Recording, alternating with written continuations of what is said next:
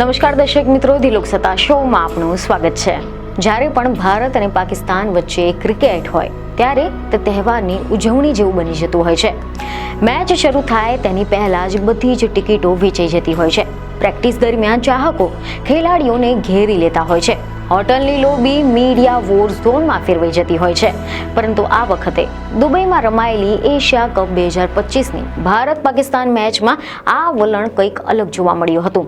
કારણ કે ભારત અને પાકિસ્તાનની મેચ શરૂ થાય તેની પહેલા જ #બોયકોટ ઇન્ડિયા વર્સેસ પાકિસ્તાન જેવા હેશટેગ ફરી એકવાર ટ્રેન્ડ કરી રહ્યા હતા.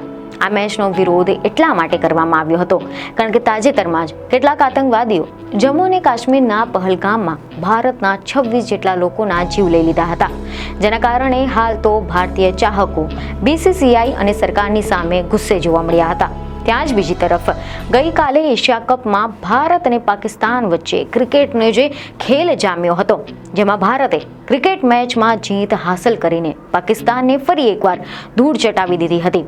પરંતુ આ બધામાં જોવા જેવી વાત એ હતી કે ભારત અને પાકિસ્તાન વચ્ચેના સંબંધોની કડવાશ હવે ક્રિકેટના મેદાન સુધી પહોંચી ગઈ છે. આ મેચમાં ભારતે પાકિસ્તાનની સામે 7 વિકેટે શાનદાર જીત મેળવી હતી. પરંતુ મેચ પછી થયેલો નો હેન્ડશેક વિવાદ વધુ ચર્ચામાં રહ્યો છે. મેચના પરિણામ કરતાં વધુ ચર્ચા પાકિસ્તાની ખેલાડીઓ સાથે હાથ ન મિલાવા એટલે કે નો હેન્ડશેકના ભારતના નિર્ણયનો થઈ રહ્યો છે. સામાન્ય રીતે ક્રિકેટમાં મેચના બાદ વિજેતા અને પરાજિત ટીમના ખેલાડીઓ એકબીજાની સાથે હાથ મિલાવીને રમતગમતની ભાવનાઓ દર્શાવતા હોય છે.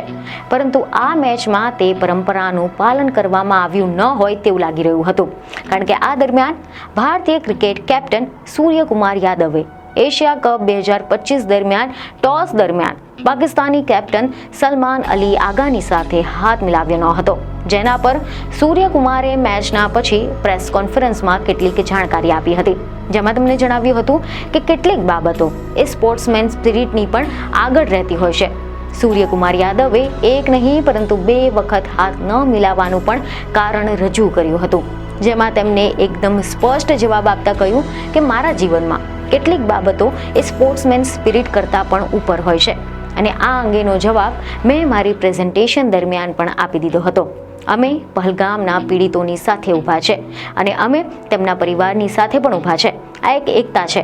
અમારી આ જીત અમે ઓપરેશન સિંદૂરમાં ભાગ લેનારા તમામ જવાનોને સમર્પિત કરીએ છીએ કે તેઓ સતત એમને પ્રેરણા આપે છે અને આગળ વધીએ જ્યારે અમને તક મળશે ત્યારે અમે અમારું શ્રેષ્ઠ બલિદાન પણ આપીશું.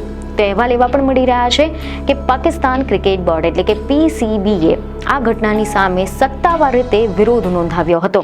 સમાચાર એવા મળી રહ્યા છે કે પાકિસ્તાનના વ્હાઇટ બોલ હેડ કોચ માઇક હેસને આ વર્તનને નિરાશાજનક ગણાવ્યું છે. તેમણે કહ્યું કે પાકિસ્તાનની ટીમ મેચના બાદ હાથ મિલાવવા અને સૌહાર્દપૂર્વક વાતાવરણ જાળવી રાખવા માટે તૈયાર હતી, પરંતુ ભારતીય ટીમ તરફથી આવું કોઈ જ વલણ જોવા મળ્યું ન હતું. PCBએ મેચ રેફરી સામે પણ વાંધો નોંધાવ્યો હતો, કારણ કે રેફરીએ ટોસ દરમિયાન પણ બંને કેપ્ટનોને હાથ ન મિલાવવા જણાવ્યું હતું. આ ઘટનાક્રમ દર્શાવે છે કે આ વિવાદ એ માત્ર ખેલાડીઓ પૂરતો જ મર્યાદિત નથી, પરંતુ બંને દેશોના ક્રિકેટ બોર્ડ અને અધિકારીઓ સુધી પહોંચી ગયો છે. પાકિસ્તાની કેપ્ટન સલમાન આગા પણ આ મેચના પછી ઇનામ વિતરણ સમારોહમાં હાજર રહ્યા ન હતા, જે કદાચ આ નારાજગીનું પ્રતીક હોઈ શકે છે. હવે આપણે વાત કરીએ ગઈકાલની આ મેચમાં ભારતના પ્રદર્શન વિશે. તો કેટલાક અહેવાલ એવા મળી રહ્યા છે કે ભારતે ફરી એકવાર પાકિસ્તાનને ઘૂંટણીએ પાડ્યું છે. અહેવાલ એવા મળી રહ્યા છે કે ભારતીય યુવા ટીમે રવિવારે એશિયા કપ T20માં 25 બોલ બાકી રહેતા પાકિસ્તાનને 60 વિકેટે હરાવી દીધું હતું. અને આ એક મોટી જીતની સાથે ભારતે સુપર 4માં પોતાનું સ્થાન લગભગ સુનિશ્ચિત કરી નાખ્યું છે. આ મેચમાં ટીમ ઇન્ડિયાએ પાકિસ્તાનને 7 વિકેટથી હરાવી દીધું છે. ભારતે 16મી ઓવરમાં જ પાકિસ્તાનના 128 રનના લક્ષ્યનો પીછો કર્યો હતો. કેપ્ટન સૂર્યકુમાર યાદવે 6 ફટકારીને ભારતને જીત અપાવી હતી. પહેલા બેટિંગ કરતા પાકિસ્તાને ભારતની સામે 128 રનનો લક્ષ્યાંક રાખ્યો હતો, જેમાં કુલદીપ યાદવને 3ની સફળતા મળી હતી, જ્યારે બુમરાહ અને અક્ષરને 2 વિકેટ મળી હતી.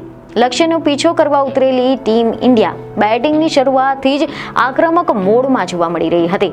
અભિષેક શર્મા પછી તિલકે પણ સારી એવી ઇનિંગની પ્રદર્શન આપ્યું હતું, પરંતુ કેપ્ટન સૂર્યકુમારે એક છેડે ઊભા રહીને 47 રનની અણગમ ઇનિંગ રમીને ભારતને જીત અપાવી હતી. કુલદીપે શ્રેષ્ઠ બોલિંગ કરી હતી અને તે 4 ઓવરમાં 3 વિકેટ લઈને પ્લેયર ઓફ ધ મેચ બન્યો હતો. કેપ્ટન સૂર્યાને પણ નોટ આઉટ રહીને 47 રનની શાનદાર ઇનિંગ્સ રમી હતી અને આ જીતની સાથે જ ભારતે સુપર 4 તબક્કામાં પોતાનું સ્થાન સુનિશ્ચિત કરી લીધું છે. તે જ સમયે પાકિસ્તાનને 1 વર્ષ અને 1.5 વર્ષમાં ભારતની સામે આ સતત ત્રીજી હારનો સામનો કરવો પડ્યો છે. ભારતે ફરી એકવાર બતાવ્યું છે કે બંને ટીમોના પ્રદર્શનમાં કેટલો મોટો તફાવત છે. જોવા જેવી વાત તો એ પણ હતી કે આ મેચમાં પાકિસ્તાને પહેલા બેટિંગ કરવાનો નિર્ણય લીધો હતો કે જેના કારણે બધાને આશ્ચર્ય થયું હતું અને અંતે પાકિસ્તાનના કેપ્ટન સલમાન આગાએ આ નિર્ણય લીધો અને તેમના માટે આ જ નિર્ણય ઘાતક સાબિત થયો હતો. તો આ હતી ગઈકાલની મેચને લઈને કેટલીક મહત્વની જાણકારી. તો અમારા વિડીયોને લાઈક અને શેર જરૂરથી કરજો. બીજને ખબર સાથે ફરી મળીશું. ધન્યવાદ.